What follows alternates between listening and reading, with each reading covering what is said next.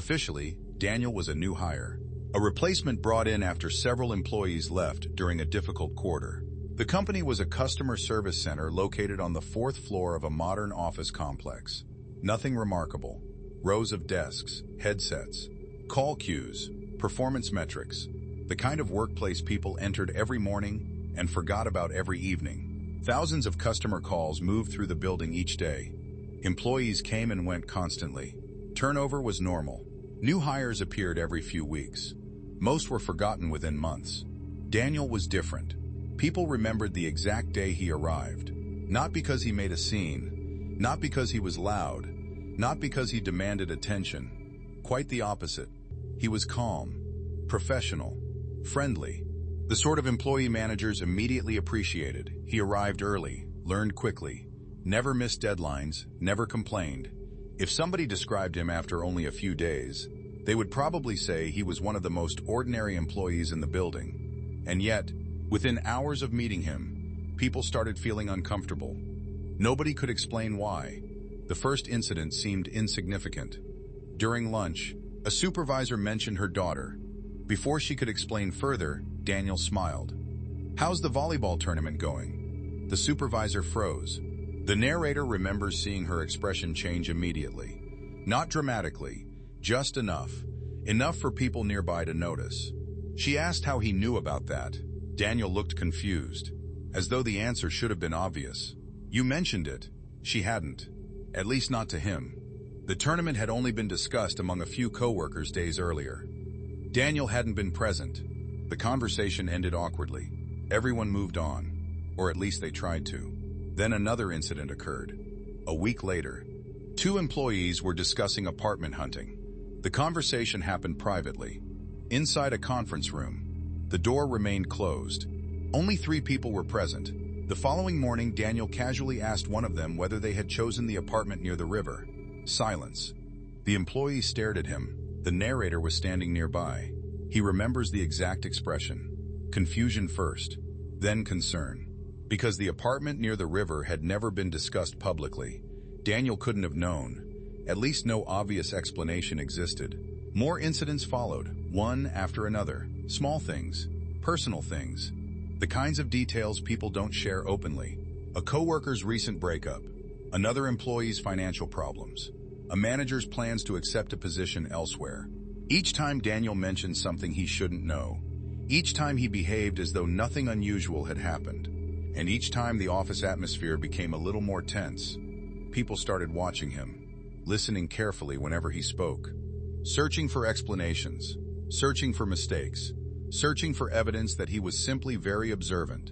Then the predictions began, and that's when concern turned into fear. The first prediction involved a relationship. One afternoon, Daniel mentioned that a coworker named Melissa seemed distracted. Someone joked that maybe she was going through a breakup. Daniel nodded, then said something nobody expected. "She will be."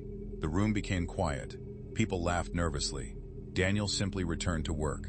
3 days later, Melissa announced the end of a long-term relationship. Coincidence? At least that's what everyone assumed. Then Daniel predicted a resignation. Not directly, just a passing comment. A sentence spoken while employees were discussing weekend plans. "Mark won't be here next month." Mark laughed. Everyone laughed. 2 weeks later, he accepted a job elsewhere. Again, coincidence. Reasonable people told themselves exactly that. But behind the scenes, something dark was lurking. Because the predictions kept coming, and they kept becoming reality. A promotion, correct. A transfer, correct. A medical leave, correct. The narrator remembers reaching a point where employees stopped asking whether Daniel was guessing. Instead, they began wondering what he might say next. That question led several coworkers to investigate him. Quietly, carefully, nothing official, just curiosity. The first search involved professional networking websites. No results. Then, employment records. No results. References listed on his application could not be verified. Phone numbers led nowhere. Companies appeared to have no record of him. The deeper employees looked, the stranger everything became. It was as though Daniel had appeared from nowhere. The findings eventually reached human resources. What happened next should have ended the mystery. Instead, it made things worse. HR attempted to retrieve onboarding documentation, tax forms, background checks, employment contracts. The records weren't there. Not missing, not incomplete, absent. Yet payroll showed something impossible. According to company systems, Daniel had been receiving paychecks for years, not weeks, years. The discrepancy triggered panic among management. Meetings were held behind closed doors. Audits began. Employees whispered constantly, and then someone contacted former workers. That decision changed everything, because several former employees remembered Daniel. Immediately, without hesitation. One remembered working beside him in customer retention. Another remembered him from technical support. Another claimed he had trained her during her first month. The problem was that these former employees had worked at the company during entirely different periods, different departments, different management teams, different years, yet all described the same man, same appearance, same voice, same name. The narrator personally listened to one former employee describe Daniel. The account had been recorded years earlier. The description matched perfectly. Every detail, nothing had changed, not a single thing. By this point, management reached a conclusion. Whatever was happening, Daniel had become a disruption. The company needed to move forward. An internal review was conducted. Shortly afterward, Daniel was terminated. The meeting reportedly lasted less than 20 minutes. According to witnesses, he accepted the decision calmly. No argument, no frustration, no questions. He gathered his belongings, thanked everyone for the opportunity, and walked out. Many employees celebrated. The tension disappeared almost immediately. Conversations returned to normal.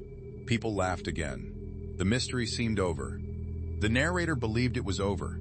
He was wrong. Several weeks later, employees began receiving phone calls from strangers. The callers all wanted the same person, Daniel. At first, it seemed like a misunderstanding. Then the pattern grew stranger. The calls arrived on personal numbers not listed publicly, numbers coworkers rarely shared. When asked how they obtained those numbers, callers gave similar answers. Daniel had provided them. The explanation made no sense. Daniel no longer worked there. Nobody knew where he was. Yet somehow people kept looking for him. Then another discovery emerged. Old company photographs. Boxes of archived materials were reviewed during a records audit. Team celebrations, holiday parties, retirement events, employee orientation sessions. Thousands of photographs spanning decades.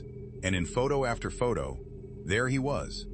Daniel, standing in the background, standing beside employees, standing near managers, standing near people who would later leave the company under unusual circumstances.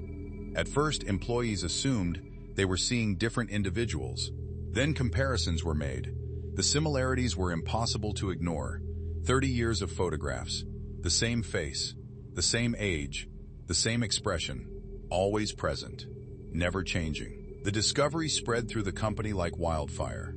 People printed copies, compared images, examined details. Nobody could explain it. Nobody could agree on what they were looking at. But everyone agreed on one thing. They were uncomfortable, deeply uncomfortable. The narrator thought the photographs would be the final chapter, the last strange detail, the final unanswered question. Then the email arrived. It appeared in his inbox late one evening. Sender, Human Resources. Subject, Welcome Team Update. Nothing unusual. He almost ignored it. Then he noticed the attachment. A group photograph. According to the email, it had been taken that morning. The narrator opened it. At first, everything looked normal. Coworkers smiling. Managers standing in front. New employees near the center. Then his attention shifted toward the back row, and his blood ran cold. Standing directly behind him was Daniel, looking straight into the camera. The narrator stared at the image for several seconds, then checked the date, then checked it again, because something else was wrong. Something even worse. The timestamp. The email had been sent tomorrow. Not today. Tomorrow. 24 hours in the future. The narrator never found an explanation. The photograph remained. The timestamp remained. And Daniel remained exactly where he had always been, just behind everyone else, waiting, watching, as though he already knew who would notice him next. Some coworkers leave memories behind. Some leave questions, and some leave the unsettling feeling that they were never really new employees at all. They were already there, long before anyone learned their names.